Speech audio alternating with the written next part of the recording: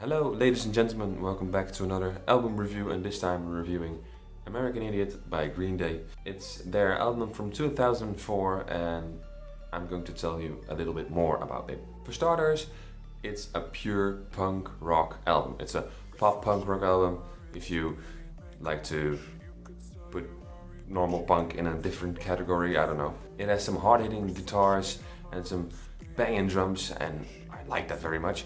But first, let's go into detail about how this album came about. This album was the next album after the commercially disappointing Warning in 2000, because that album didn't really do well commercially, and now they're back with a bang with American Idiot, and it has become a staple in rock music history. It defined the punk era, it defined the emo era, it defined Zero's rock and Zero's punk rock. Let me introduce the band to you. It's singer, songwriter, guitarist and frontman Billie Joe Armstrong on the front.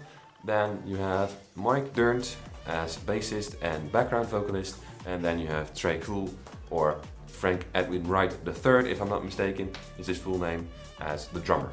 The story of this album is about the Jesus of Suburbia, and that's a kind of weird name, I know, but it's like the Jesus of the suburbs, and it's a story about how he got a woman and they wanted to move away from the suburbs, and then it all went wrong, and then shit happened, and at the end of the day they broke up and he didn't even remember the name of the girl that he was dating.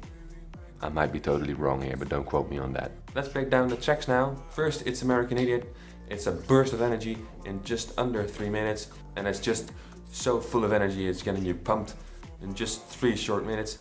It's amazing. It has very cool riffs, and it's become a staple at concerts, and definitely one of the more popular tracks from Green Day. Then it's a 9-minute long epic with Jesus of Suburbia, and it's an amazing 5-part song that tells a story, and basically the introduction to this whole story that we're getting into. The song has some mellowy parts, some hard-hitting parts, and that overall makes it a very good song. Notice that I'm not giving every song a rating, because I find that to be very time consuming and it doesn't make the video any better, so I won't be doing that from this point forward. Then it's the track Holiday, and it certainly feels like you're on holiday because it has an amazing vibe, and the hard-hitting guitar riffs and the hard-hitting drums are just one of the few things that make this an amazing song. The lyrics are amazing. All in all, this album is very up to date. Even though it's from 2004, it still is accurate to this point, because it was written at a time when I think George Bush was the president of America, and things aren't much better now, so yeah, it's still accurate and it's still relevant to this point. Then it's Boulevard of Broken Dreams. Holiday ends with Boulevard of Broken Dreams suddenly fading in, and Boulevard of Broken Dreams is also a very good song.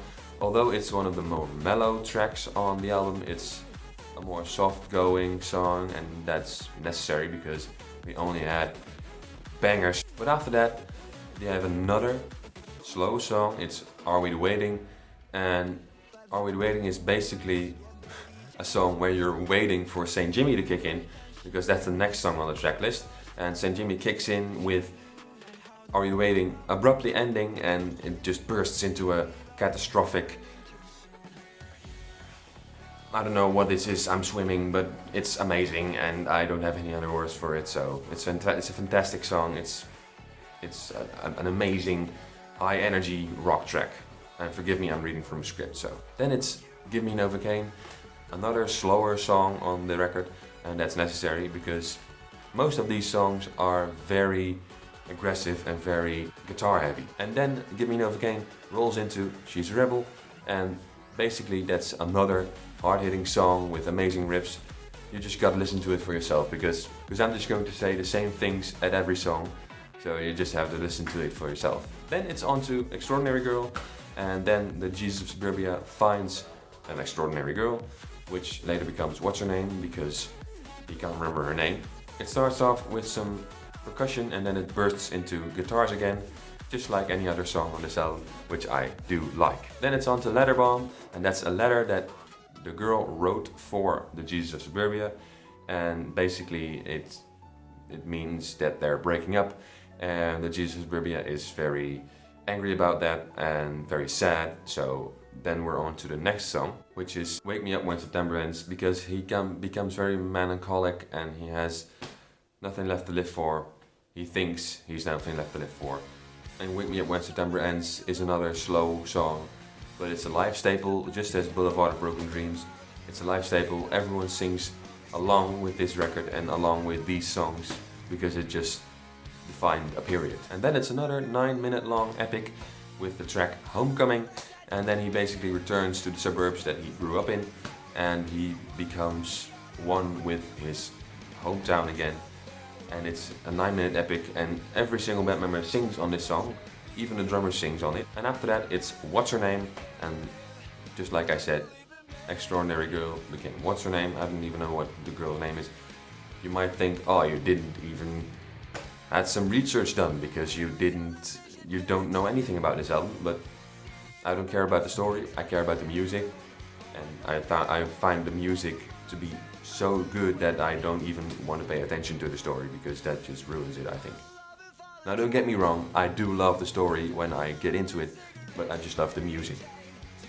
And then it's on to What's Her Name, and What's Her Name is the saddest song of this whole album, but it has the heaviest riffs and the heaviest guitar sound I've ever heard from a Green Day song. It's almost kind of metal-y. It starts off very small and then it bursts into a riff, and then it goes small again and it bursts out again, and then it's like a wave, it's like an ocean, just like emotions.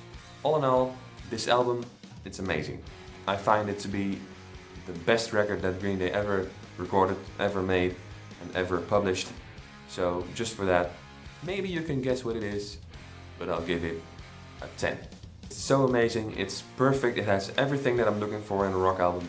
I like my rock music, I like me some heavier stuff, so this is exactly what I wanted, and I love this album.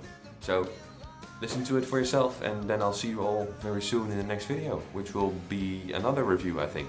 Or maybe it will be a gameplay, I don't know. We'll have to see.